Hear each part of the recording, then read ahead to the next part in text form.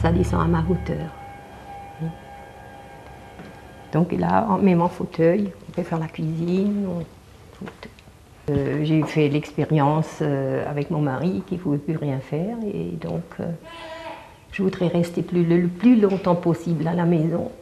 Et c'est pour ça que j'ai pensé à cette cuisine qui va me servir beaucoup.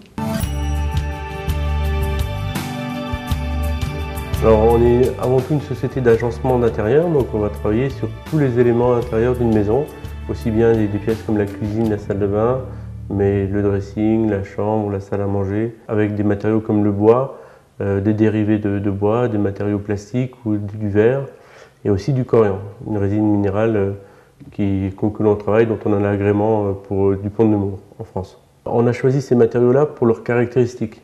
Le coriandre, c'est une résine minérale qui est hygiénique, qui est non poreuse, qui peut facilement se nettoyer. C'est vrai que pour une cuisine, c'est quand même un atout. Les façades bois, ça permet d'avoir un esthétique original et donc on a fait des choix de matériaux avant tout pour leur fonctionnalité. Le concept est avant tout un travail d'équipe. Donc il y a bien sûr une trame de départ que j'ai définie. Ensuite, avec mes équipes de bureau d'études, on a essayé de définir le design, l'esthétique. Et on a été rencontrer des médecins, des ergothérapeutes, des gérontologues, des médecins généralistes. Et puis ensuite, on a été rencontrer des personnes en maison de retraite et des personnes handicapées. Et à partir de là, on a effectivement pris nos causes d'accidents et on a regardé un petit peu les éléments qui nous étaient remontés. Et on a essayé de faire en sorte que la cuisine soit la plus fonctionnelle possible et qu'on limite au maximum les déplacements. C'est-à-dire qu'avec les ergothérapeutes, on a positionné les zones chaudes à un endroit, les zones froides de l'autre côté, la zone de lavage, et toujours des plans de travail pour que les personnes puissent avoir un maximum de confort.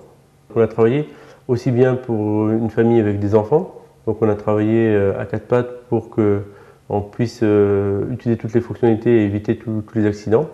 On a étudié toutes ces causes d'accidents domestiques dans la cuisine par catégorie de personnes, pour les personnes handicapées, les seniors, les personnes actives, et on a essayé de trouver des solutions pour éviter tout risque d'accident. Alors, nous avons intégré dans cette cuisine une grosse partie de domotique, surtout pour faciliter l'usage, notamment pour les personnes qui sont en fauteuil roulant, qui ne peuvent pas accéder à tous les équipements, ou alors ça a nécessité de mettre des boutons à plein d'endroits, et ça aurait été très peu esthétique et pas forcément facile.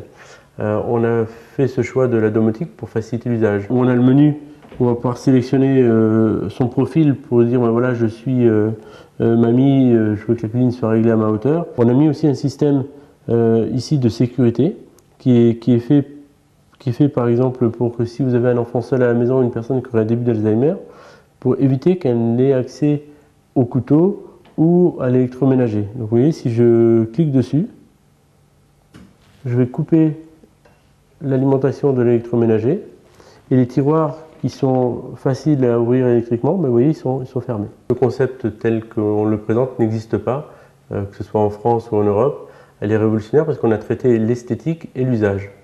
On n'a pas fait une cuisine pour personnes âgées ou pour personnes handicapées, on a fait une cuisine pour tout le monde, mais qui répond aux problématiques des personnes âgées et des personnes handicapées. Aujourd'hui, ça n'existe pas sur le marché. On est effectivement un petit peu seul et innovant sur ce domaine-là.